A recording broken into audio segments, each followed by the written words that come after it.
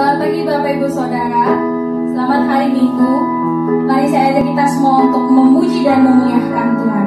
Saya percaya saat kita menaikkan puji-pujian, kita mendapatkan sukacita yang baru dan kesembuhan pasti terjadi. Amin. Mari kita berdoa.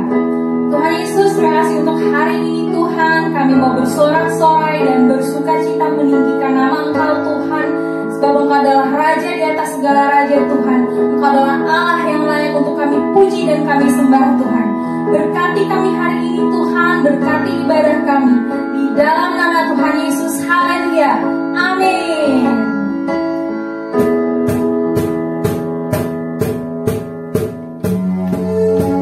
Mari sama-sama kita berikan tepuk tangan dan sukacita buat Tuhan. Haleluya.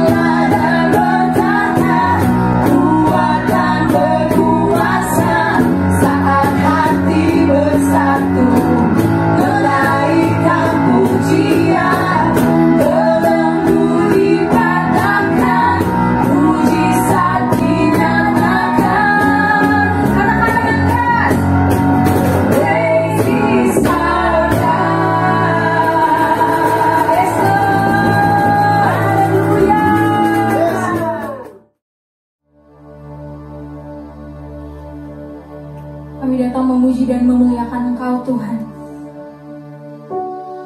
Kami mengundang Engkau untuk datang dan bertahta di atas puji-pujian kami Tuhan. Biarlah hadirat-Mu nyata di tempat ini Tuhan. Biarlah perlindungan-Mu ada bagi setiap kami dimanapun kami berada Tuhan. Kami mau menyatakan kasih sayang-Mu lewat puji-pujian kami Tuhan. Kami mau menyatakan kebaikan-Mu atas hidup kami Tuhan. Terima kasih Tuhan. Di dalam nama Tuhan Yesus.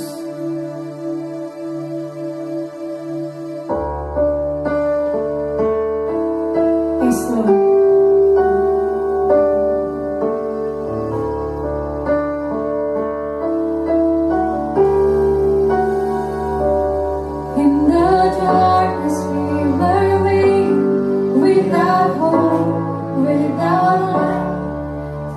Heaven you came down, there was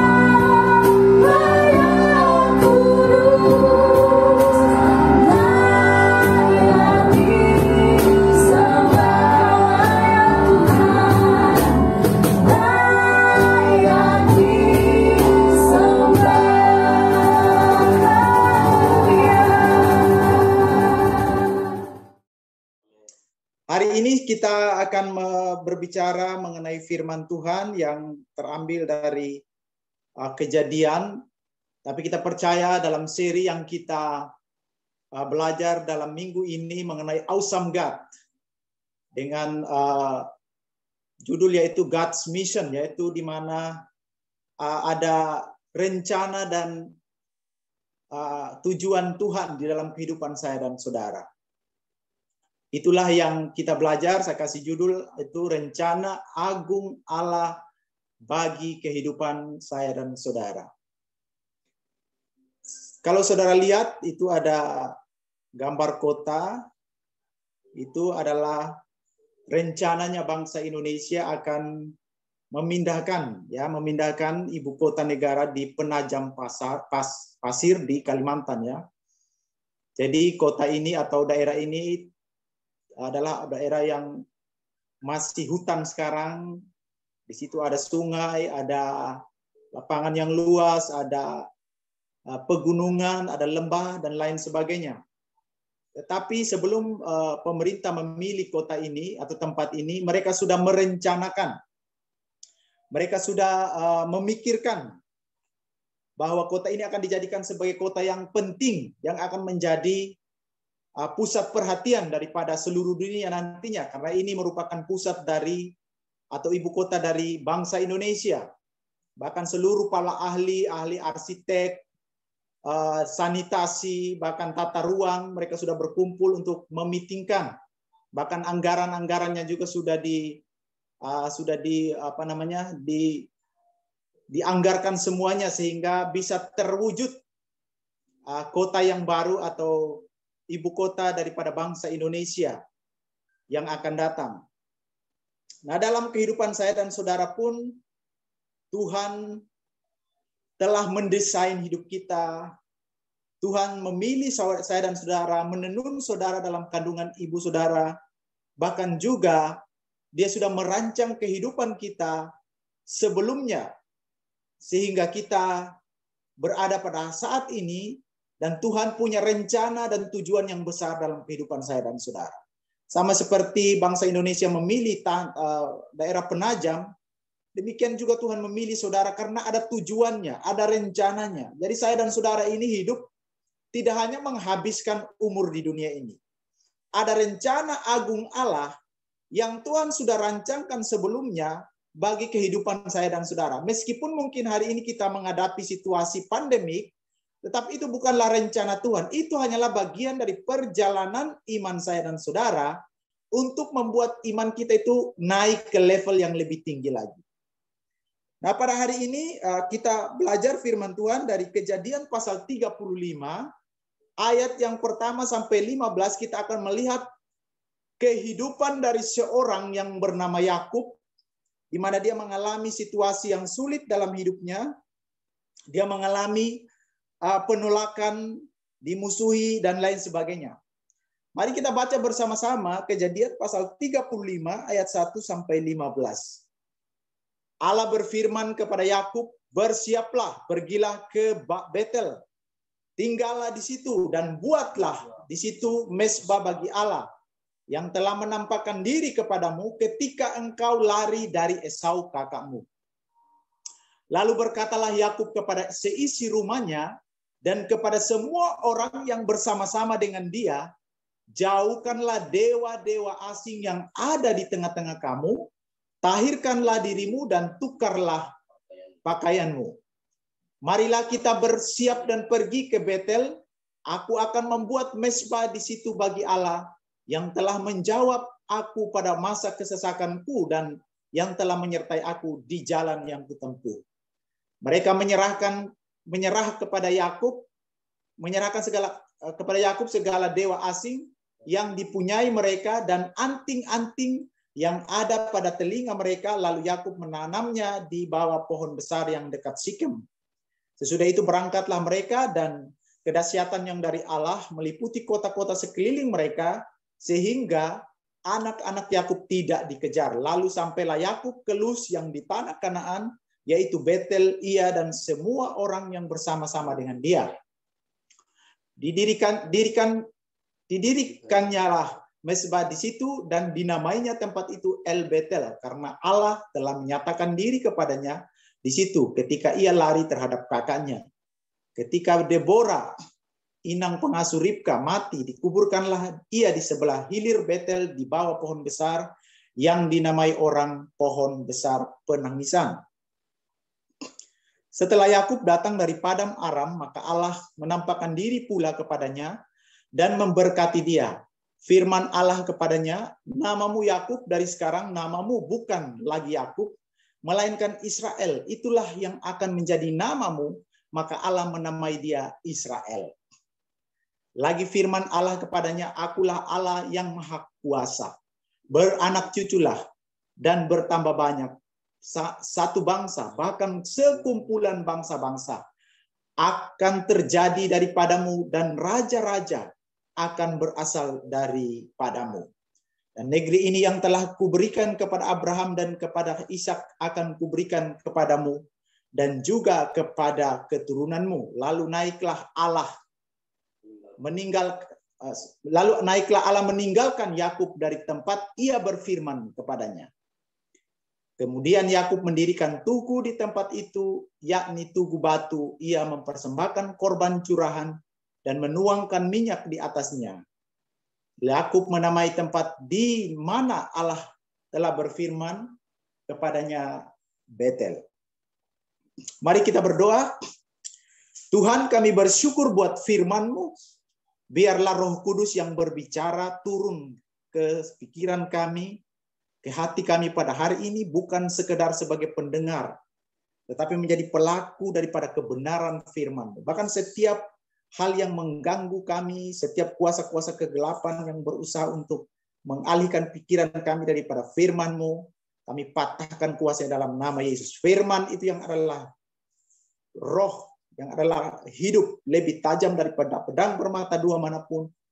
Ia akan memberkati kami, akan menegur kami, akan membuat kami terus mencintai kebenaran. Berkati seluruh jemaat dimanapun mereka berada pada hari ini. Dalam nama Yesus kami berdoa. Amin. Bapak Ibu yang dikasihi Tuhan, ketika Tuhan melihat ketidakberesan di dalam kehidupan Yakub, Allah sendiri mendatangi dia, atau Tuhanlah yang berinisiatif mendatangi dia untuk membebaskan Yakub agar supaya dia terhindar dari keadaan yang mencemari hidupnya. Sehingga Yakub itu masuk dalam panggilan dan rencana Tuhan. Dan juga kita pada hari ini, di zaman sekarang ini, ketika kita baca firman Tuhan ini, Tuhan mendatangi kita untuk membereskan setiap ketidakberesan dalam hidup saya dan saudara. Dan Tuhan yang berinisiatif mendatangi kita melalui firman-Nya, melalui khotbah-khotbah yang kita dengar, melalui teguran-teguran dari otoritas rohani kita, sehingga kita terhindar dari setiap hal yang mencemari saya dan saudara, agar kita bisa masuk dalam panggilan dan rencana Tuhan yang sudah Tuhan rancangkan bagi saya dan saudara. Nah, karena itu dalam seri ini mari kita melihat hidup seperti apakah yang Tuhan mau Yakub jalani pada saat itu, dan juga hidup seperti apakah yang Tuhan mau saudara dan saya jalani di zaman sekarang ini. Nah, sebelumnya kita lihat dulu latar belakang daripada apa yang dialami oleh Yakub. Sebenarnya Tuhan sudah berbicara kepada Yakub pertama kalinya. Ini adalah kali kedua Tuhan mendatangi Yakub untuk berbicara kembali lagi. Dan di situ dilihat bahwa ketika Allah pertama kali berbicara kepada Yakub, dia mengabaikannya. Sampai 10 tahun lamanya dia mengabaikan dan dia tidak taat kepada perintah Tuhan pada waktu itu. Dan akhirnya dia mengalami banyak situasi yang sulit dalam hidupnya. Lalu kita lihat juga keadaan hidup Yakub. Yakub itu adalah seorang penipu. Bersama dengan ibunya dia menipu ayahnya untuk mendapatkan berkat. Bahkan juga dia disuruh lari ke pamannya Laban. Dan sampai di sana juga dia menipu Laban, pamannya pada waktu itu. Lalu kalau kita baca terus, dia akhirnya dibenci dan dimusuhi oleh Esau, kakaknya sendiri. Dan juga pamannya Laban. dia dimusuhi. Akhirnya dia hidup dalam pelarian. Dia hidup, dia jauh daripada saudara-saudara keluarganya, kakaknya dan pamannya. Dan juga dia mengalami penghinaan. Kalau saudara baca di ayat 3, di pasal 34, penghinaan ketika dia berada di kota Sikem, di mana anak perempuannya dicemari oleh anak dari raja kota Sikem pada waktu itu, yaitu anak dari Hemor, yaitu namanya juga, anak itu adalah Sikem juga namanya. Dan juga dia mengalami kesedihan dalam perjalanannya ketika Tuhan berbicara kepada dia. Yakub mengalami kesedihan, mengalami ujian di mana Deborah, yaitu inang pengasuh daripada Ribka, mengalami kematian. Dan dia sangat sedih karena Deborah itu adalah pengasuh atau pengikut yang sangat setia kepada Yakub. Itulah keadaan-keadaan yang dialami oleh Yakub. 10 tahun Tuhan berbicara pertama kalinya, pergi dari ini dan tinggallah di kota Betel. Dia tidak mendengarkan nasihat Tuhan. Dan akhirnya dia mengalami banyak hal terjadi dalam kehidupannya. Tetapi yang kita melihat apa yang menjadi respon daripada Yakub. Di situ respon Yakub adalah, Yakub berkata kepada seluruh anggota keluarganya, bersiaplah dan pergilah. Mari kita pergi. Mari kita bersiap dan mari kita pergi. Jadi ini pada waktu ayat 35 ini dicatat, untuk kedua kalinya Allah menampakkan diri. Yakub taat dan dia berkata, bersiaplah dan mari kita pergi ke tempat di mana Tuhan telah tunjukkan aku harus tinggal di sana. Yang kedua, dia melakukan pembersihan atau penyucian. Karena orang-orang yang dia bawa pada waktu itu, anggota keluarganya, ternyata mereka masih membawa dewa-dewa mereka. Membawa anting-anting, yaitu yang berisi jimat-jimat. Cincin-cincin yang berisi jimat-jimat. Bahkan semua dikumpulkan kepada Yakub dan Yakub menanam di bawah pohon besar dikatakan. Itulah respon Yakub. Dia bersiap, dia meresponi panggilan Tuhan, dia mau masuk dalam rencana Tuhan, dan dia membersihkan segala sesuatu yang menghalangi dia selama ini masuk dalam rencana Tuhan. Ada seorang bapak gereja yang bernama Agustinus dari Hippo. Dia adalah seorang yang begitu taat kepada Tuhan pada waktu itu. Di situ ada gambarnya, saudara bisa lihat Agustinus dari Hippo. Dia adalah seorang yang takut akan Tuhan pada masa-masa kecilnya. Tetapi ibunya adalah orang yang takut akan Tuhan dan bapaknya seorang kafir. Tapi lama-kelamaan ketika dia berjalan di dalam Tuhan, dia melihat bagaimana ajaran-ajaran bapaknya itu mempengaruhi dia. Akhirnya dia meninggalkan Tuhan, dia lari daripada Tuhan, dan dia hidup dengan kemewahan karena dia adalah orang yang setelah umur dewasa dia menjadi kaya raya pada waktu itu. Dan dia hidup dengan banyak alkohol dan kemabuk-mabukan, pesta pora, bahkan pencemaran hidup yang masih banyak yang lainnya yang dia lakukan. Tetapi ibunya Monica terus-menerus mendoakan dia. Penting sekali saudara sebagai orang tua untuk terus mendoakan anak saudara. Keluarga seperti apa yang kita mau bangun, anak seperti apa yang kita mau harapkan ke depan adalah peranan daripada orang tua untuk terus mendoakan. Meskipun hari ini yang kita lihat tidak seperti yang kita inginkan. Itulah yang dialami oleh Monica. Dia terus mendoakan Agustinus ini. Akhirnya suatu saat dia bertemu dengan Ambrosius. Dan dia melihat kehidupan Ambrosius itu begitu berbeda. Dan dia memutuskan setelah 1 tahun dia bergumul, akhirnya dia dibaptis. Dan dia kembali ke Afrika. Dan di sana dia mengajak teman-temannya. Dia menjual dan membagikan seluruh kekayaannya. Dan dia menjadi pemimpin gereja di Hippo di Afrika pada waktu itu. Itulah yang terjadi ketika Tuhan mau supaya orang itu masuk dalam rencananya. Tuhan akan terus mengejar orang itu. Tuhan akan terus berbicara kepada orang itu. Tuhan tidak akan pernah bosan. Tuhan tidak akan pernah menyerah kepada saya dan saudara. Itulah yang dia alami kepada Yakub. Nah, bagaimana dengan kita saat ini? Mungkin kita punya kehidupan hampir-hampir mirip seperti Yakub. Atau hampir-hampir mirip atau bahkan mirip seperti Agustinus dari Hippo ini. Ada begitu banyak situasi yang kita alami. Ada begitu banyak sikap-sikap kita yang masih egois, hal-hal yang membuat kita menjadi sombong, dan lain sebagainya. Bahkan mungkin kita jatuh dalam seperti orang yang menipu, jatuh dalam dosa, terikat dengan dosa pada hari ini. Saudara, ini yang saya mau katakan, bahwa Tuhan tidak pernah menyerah bagi saya dan saudara. Dia mau supaya kita masuk di dalam rencana dan tujuan yang Dia tetapkan bagi kehidupan saya dan saudara. Itulah sebabnya pada hari ini jika ada dalam tanda kutip masih ada dewa-dewa yang kita masih simpan, yaitu bisa berupa banyak hal. Bisa berupa uang yang kita cintai lebih daripada Tuhan, hobi kita yang kita cintai lebih daripada Tuhan, bahkan perasaan kita lebih tinggi daripada Tuhan, sehingga kita tidak bisa mengampuni orang lain. Pada hari ini firman Tuhan mendatangi saudara dan berkata, bersiaplah dan pergilah dari situasi itu. Bersiaplah, tinggalkan, bersihkan dirimu dari keadaan itu. Saya percaya COVID-19 atau pandemik ini sebagai suatu pembersihan bagi iman kita.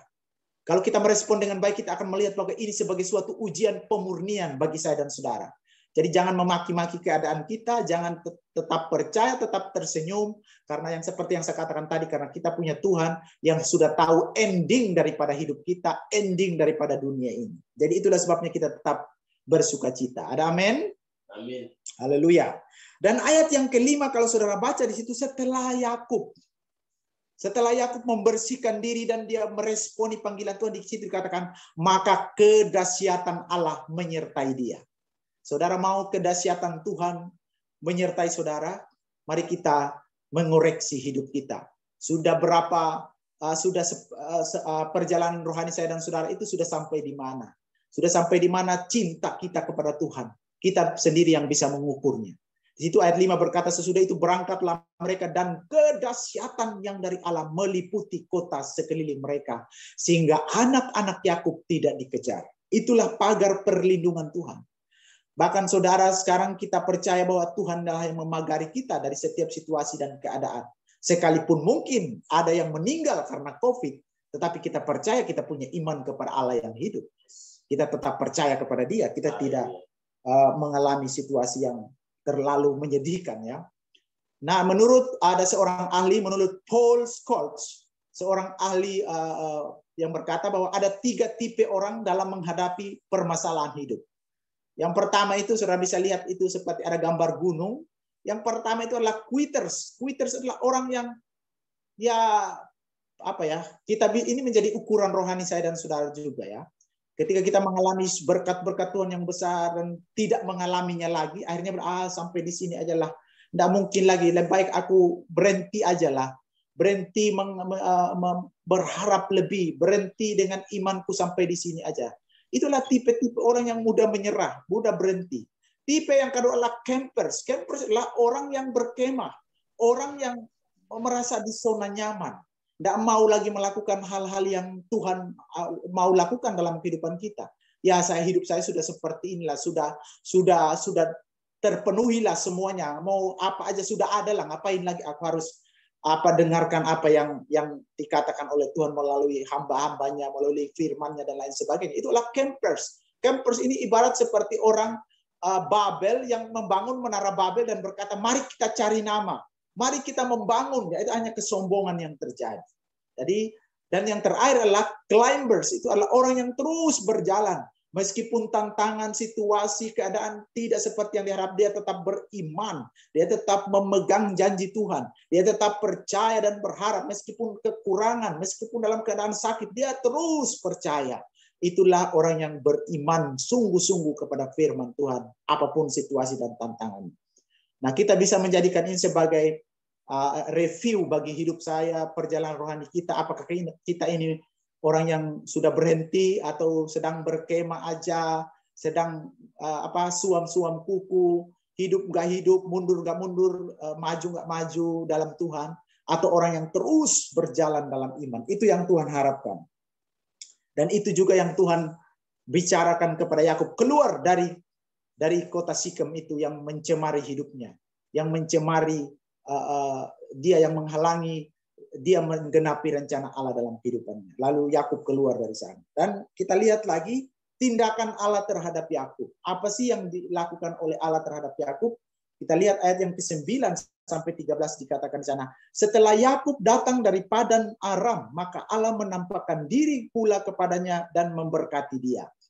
Ayat 10, Firman Allah kepadanya, namamu Yakub, dari sekarang namamu bukan lagi Yakub, melainkan Israel. Itulah yang akan menjadi namamu. Maka Allah menamai dia Israel. Lalu firman Allah kepadanya, akulah Allah yang Maha Kuasa, awesome God. Beranak cuculah dan bertambah banyak. Satu bangsa, bahkan sekumpulan bangsa-bangsa akan terjadi daripadamu. Dan raja-raja akan berasal daripadamu. Ayat 12. Dan negeri ini yang telah kuberikan kepada Abraham dan Ishak, dan akan kuberikan kepadamu dan juga kepada keturunanmu. Ayat 13 menarik. Lalu naiklah Allah meninggalkan Yakub. Saudara, hanya untuk mengurus Yakub, Tuhan harus turun dari surga untuk mengurus perjalanan hidupnya. Demikian pun juga saya dan saudara, Yesus harus turun dari tahtanya meninggalkan surga untuk mengurusi saya dan saudara, mengurusi hidup kita.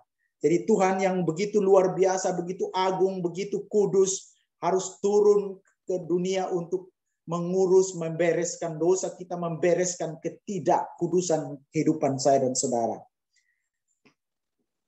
Dan yang berikut adalah ketika keadaan yang buruk terjadi dalam diri Yakub, pasal 34 itu, yaitu Sikem mencemari anaknya, Allah melihat, di situ dikatakan tadi ayat yang ke-9, Tuhan melihat dan mendatangi Yakub. Lalu apa dikatakan? Lalu dia mengubah namanya Yakub menjadi Israel. Yakub itu artinya penipu atau pembohong. Sedangkan Israel itu artinya adalah anak laki-laki Allah. Jadi dari seorang penipu, seorang yang tidak punya pengharapan, yang dikejar-kejar, yang dimusuhi, Tuhan mengubah, men-change situasinya, men-change namanya, men-change identitasnya menjadi engkau adalah anak laki-lakiku sekarang. Yohanes pasal 1 ayat 12 berkata, siapa yang percaya kepada Yesus, dia diberi kuasa menjadi anak-anak Allah. Itulah yang dikatakan dalam Yohanes 1 ayat yang ke-12. Dan setelah Tuhan membereskan hidup saya dan saudara yang rusak, membereskan kehidupan kita, Tuhan punya tujuan. Tuhan punya tujuan buat Ibu Endang, Tuhan punya tujuan buat Pak Rudi, buat Kiki, buat siapapun kita, buat Pak John juga. Tuhan punya tujuan yang besar dalam kehidupan kita.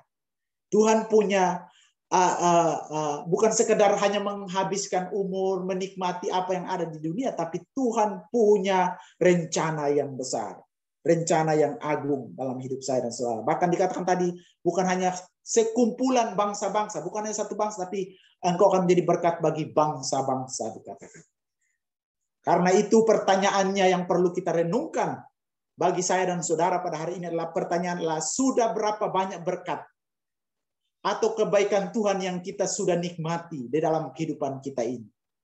Pakailah itu untuk menjadi berkat bagi orang lain, memberkati orang lain sehingga nama Tuhan dipermuliakan. Yang kedua adalah sudah berapa banyak waktu yang saya dan saudara habiskan hanya untuk ngurus permasalahan yang itu aja, dosa yang itu saya nggak keluar dari tahun ke tahun, itu mutar-mutar di seperti bangsa Israel, berputar di padang gurun. Firman Tuhan mendatangi saya dan saudara pada hari ini, bersiaplah, tinggalkan itu, pergilah dari situ.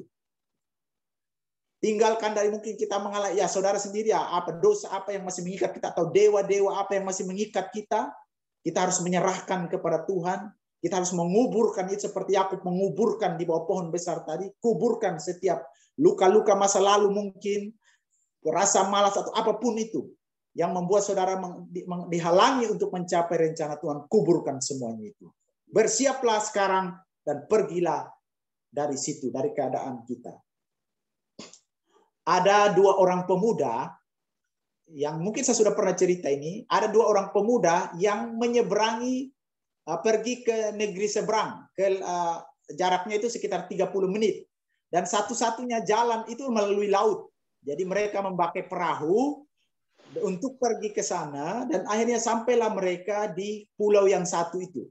Dan akhirnya mereka mabuk-mabuk di situ, mereka minum mabuk, sampai jam 5 pagi. Dan jam 5 pagi dengan sempoyongan mereka mau pulang. Tadinya mereka menyeberang dan lalu mengikat perahu di pohon, lalu mereka turun, lalu mereka minum. Akhirnya sampai jam 5 pagi itu mereka mabuk dan mereka mau pulang gitu ya. Akhirnya mereka naiklah ke perahu itu untuk kembali ke daerah mereka, ke tempat mereka. Ketika mereka mendayung jam 5, jam 6 nggak nyampe-nyampe, padahal cuma 30 menit. Jam 7 nggak nyampe-nyampe gitu. Jam 8, jam 9 nggak nyampe-nyampe. Di situ aja, mutar-mutar aja di situ. Lalu dengan agak sadar sedikit, baru mereka mengetahui bahwa tali dari perahu itu belum dilepaskan dari ikatannya. Akhirnya mereka ya menunggu di situ aja, mutar-mutar di situ. Nah, demikianlah perjalanan hidup saya dan saudara. Kalau masih ada dosa yang mengikat kita, kalau ada masih banyak hal yang mengikat saudara dan saya menjadi dewa dalam hidup kita, kita tidak akan kemana-mana. Kitalah yang harus membereskannya itu dengan Tuhan. Tuhan sudah turun ke dalam dunia membereskan hidup kita. Tugas kitalah hari ini untuk meninggalkan itu. Untuk melepaskan ikatan dari pohon itu.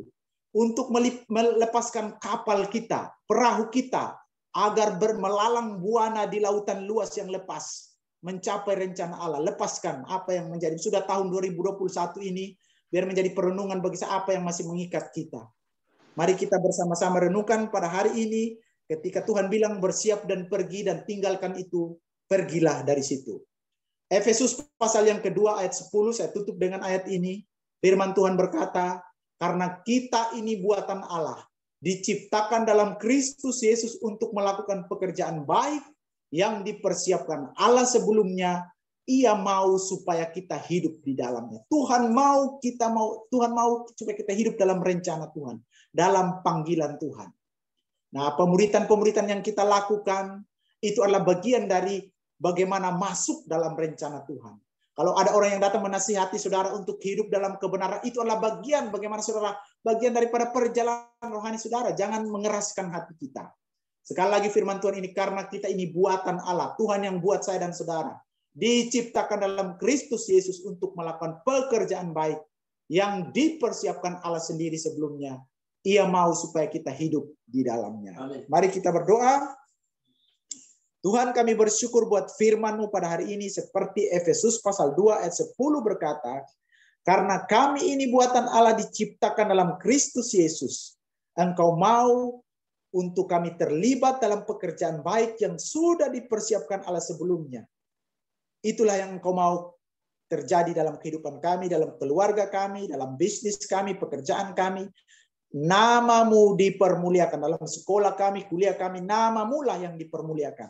Karena itulah Engkau bertujuan untuk memanggil kami. Kami tidak hanya ada untuk menghabiskan umur, menghabiskan berkat-Mu di dunia, tetapi kami ada karena tujuan, rencana agung Allah di dalam kehidupan kami. Mungkin hari ini kami jatuh, kami berdosa seperti Yakub, tapi Tuhan telah mengubah identitas kami menjadi anak-anak Allah di dalam Kristus Yesus. Berkati seluruh jemaat, apapun situasi dan keadaan yang mereka alami hari ini, biarlah firman ini menguatkan mereka untuk tetap berjalan seperti climbers people.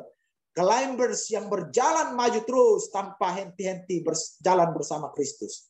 Di dalam nama Yesus kami berdoa. Haleluya. Amin. Seperti firman Tuhan tadi berkata bahwa Tuhan punya panggilan besar di dalam kehidupan kita. Karena itu Tuhan berinisiatif mendatangi setiap umatnya. Karena Dia tahu kita tidak bisa keluar dari dosa kita. Kita tidak bisa keluar dari setiap persoalan kita dengan kekuatan kita. Karena itu dengan kasih-Nya yang begitu besar, Dia mengutus anaknya Yesus Kristus datang ke dunia. Dia datang bukan hanya memberitakan tahun rahmat Tuhan. Dia tidak hanya menyampaikan hati dan pikiran Bapa kepada umatnya. Tetapi dia juga datang untuk mengorbankan dirinya. Sehingga setiap kita bisa keluar dari kutuk. Karena harusnya kita yang terkutuk, kita yang disalibkan. Tapi Dia menggantikan semua dosa, semua kelemahan-kelemahan kita digantikan dengan kuasa-Nya. Karena itu, hari ini kita akan mengadakan perjamuan kudus. Mari kita siapkan roti dan anggur. Kalau Bapak Ibu Saudara tidak ada anggur bisa diganti dengan teh. Mari kita siapkan untuk kita mengingat semua karya Kristus di kayu salib. Dan sebelumnya sambil kita mempersiapkan, kita akan menyanyikan pujian berikut ini. Kita sama-sama nyanyikan yang keras ya. Hanya Kau Tuhan di hidupku, Kau berikan hidup yang baru, darah-Mu menyucikan, pulihkan hatiku, ku nyatakan Kaulah segalanya. Engkaulah sumber pengharapan, kuasa-Mu sanggup menyembuhkan,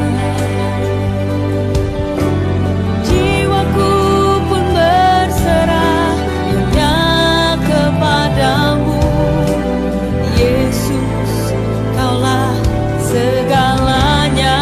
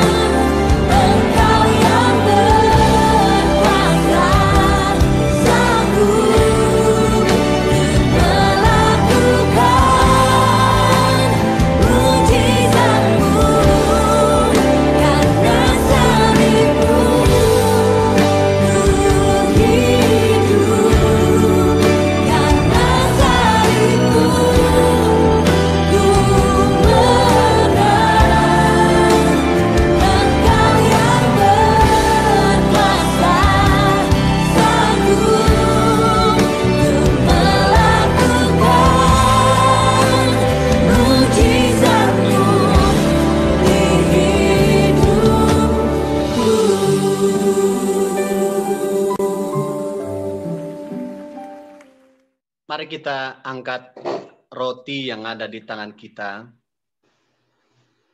Yesus berkata, inilah tubuhku yang diserahkan bagi kamu. Perbuatlah ini menjadi peringatan akan aku. Pada hari ini Tuhan, kami bersyukur untuk tubuh-Mu yang sudah dipecah-pecahkan bagi setiap kami. Sebagai tanda komitmen-Mu, sebagai tanda perjanjian. Begitu besar kasih-Mu bagi kami Tuhan. Engkau membuat yang tidak mungkin kami bisa lewati, kami bisa lewati. Yang kami tidak bisa keluar dari dosa oleh pengorbanan-Mu di kayu salib. Oleh karena Engkau menyerahkan diri-Mu, tubuh-Mu untuk disalibkan. Kami bisa bebas. Kami bisa menang dari dosa. Karena itu pada hari ini Tuhan, kami deklarasikan kepada hidup kami bahwa ada Tuhan Yesus yang sanggup melepaskan kami dari setiap ikatan dosa. Apapun dosa kami pada hari ini, kami menanggalkan setiap kekuatan tubuh kami sendiri, kekuatan kami sendiri, dan kami katakan kami datang kepada Yesus yang sanggup melepaskan kami sehingga kami tidak berputar-putar di tempat kami sekarang. Kami tidak berputar-putar di sekitar dosa kami, tapi kami menang dari dosa kami dan kami boleh berjalan sesuai dengan panggilan dan tujuan Tuhan dalam kehidupan kami. Biarlah waktu kami memakan roti ini, kami mengingat dan kami mendeklarasikan, kami percaya dan kami beriman bahwa ada Yesus yang sudah menyerahkan tubuhnya bagi kami dan kami diberi kuasa untuk mengalahkan maut, mengalahkan dosa yang berusaha untuk melemahkan iman kami, untuk membuat kami jauh dari Tuhan, tapi kami sudah diberi otoritas oleh Yesus, oleh Tuhan. Dan waktu kami mengatakan dosa, Engkau dikalahkan, maka kami akan menang. Terima kasih Tuhan. Kami menerima, kami memakan tubuh ini dengan kuasa daripada Tuhan. Di dalam nama Yesus setiap kita berkata, amin. Mari kita memakannya.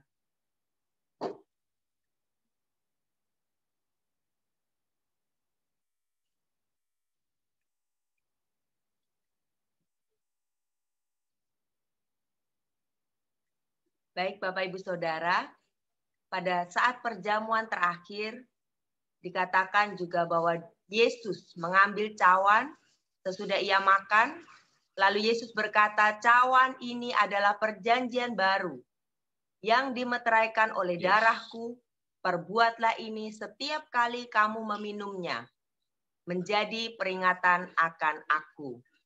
Sebab setiap kali kita makan dan minum dari cawan ini, kita memberitakan kematian Tuhan. Sama seperti Yesus sudah mati untuk menebus setiap dosa-dosa kita. Demikian juga Tuhan mau kita mati untuk setiap dosa kita. Tuhan mau supaya kita mati untuk setiap ketersinggungan kita. Supaya kita mati untuk setiap perselingkuhan kita mungkin. Untuk kita mati untuk setiap kemabukan. Untuk kita mati atas setiap keinginan diri sendiri yang melampaui kehendak Tuhan dalam hidup kita. Kita mati atas kehidupan kita sendiri untuk membawa Yesus bersinar di dalam kehidupan kita. Firman Tuhan juga berkata bahwa di saat kita lemah, cukuplah kasih karunia Tuhan atas kita. Sebab justru di dalam kelemahan kita, kuasa Tuhan menjadi sempurna. Bapak Ibu Saudara, saya mengundang untuk kita mengangkat cawan perjamuan. Dan pada waktu kita meminumnya, ingatlah bahwa justru di dalam kelemahan kita, saat kita nyatakan kita tidak sanggup, disitulah kuasa Tuhan menjadi nyata. Mari kita meminumnya dengan iman, kuasa Tuhan bekerja di dalam hidup setiap kita. Dalam nama Tuhan Yesus. Mari.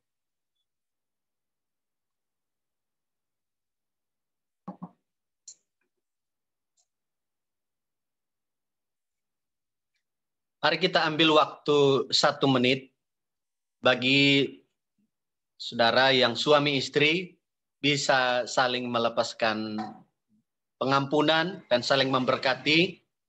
Bagi anak-anak muda saling mendoakan. Lalu saudara sendiri, mari kita ambil komitmen untuk hidup di dalam kebenaran firman Tuhan.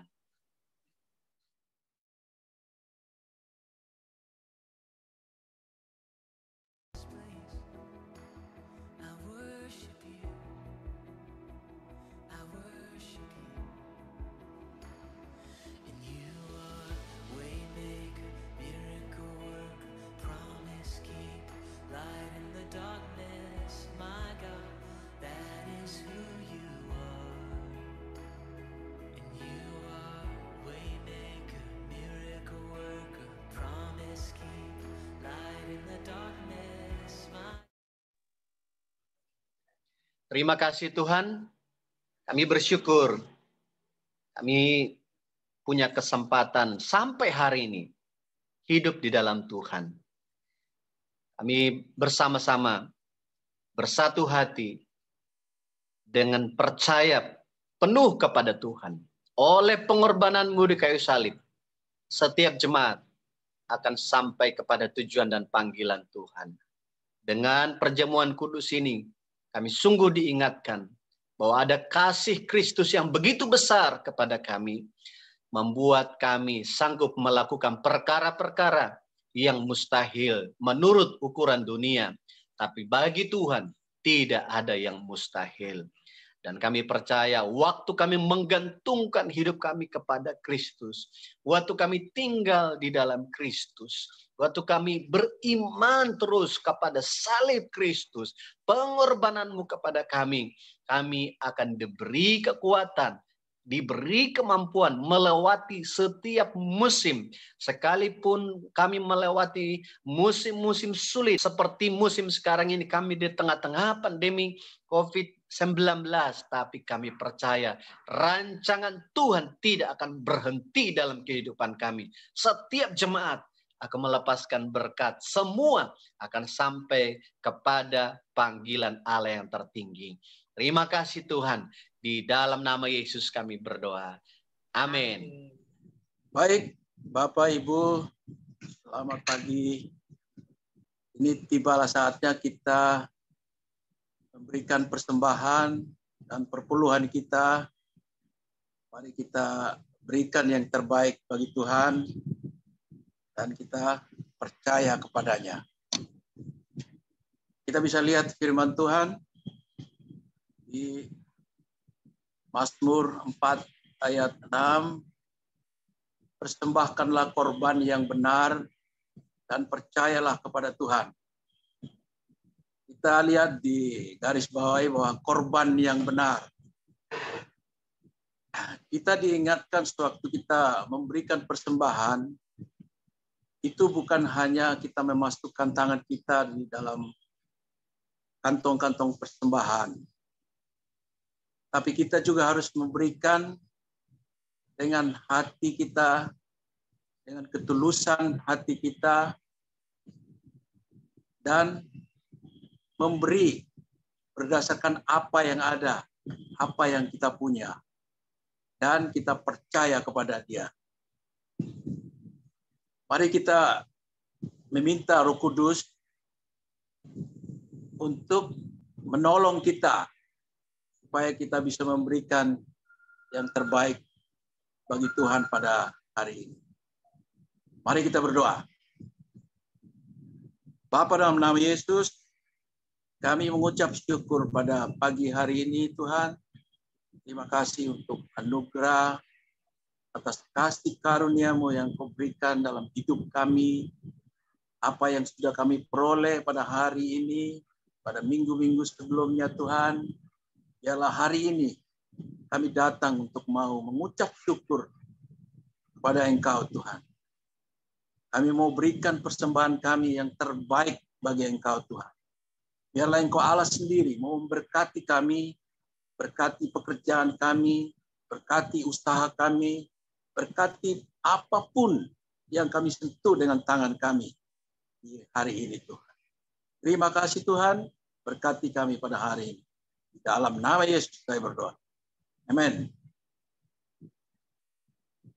Baik, kita bisa memberikan persembahan dengan cara mentransfer melalui rekening yang sudah tertera di layar ini.